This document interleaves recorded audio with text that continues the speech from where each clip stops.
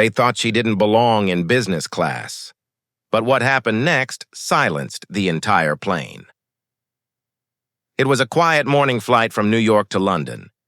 Passengers were boarding when an elderly black woman slowly walked down the aisle, holding her boarding pass tightly. She smiled politely as she found her business class seat, but the man next to her frowned. "Excuse me, I think you're lost," he said coldly. "This isn't economy." She looked at him softly and said, "I'm exactly where my ticket says, sir." Moments later, the flight attendant arrived, and the man complained loudly. "Can you check? There must be a mistake. She doesn't belong here." The attendant glanced at the ticket and froze.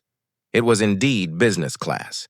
The man rolled his eyes and muttered, "Unbelievable." The woman stayed calm, looking out the window, whispering a quiet prayer. But then, something unexpected happened. The captain stepped out of the cockpit, addressing the passenger directly. "Sir," he said, "I heard there's a problem with the seating."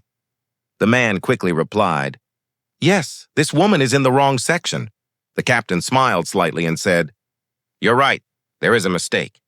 Everyone turned silent. Then the captain looked at the elderly woman and said warmly, "Ma'am, please follow me. We'd like to offer you a seat in first class. It's the least we can do."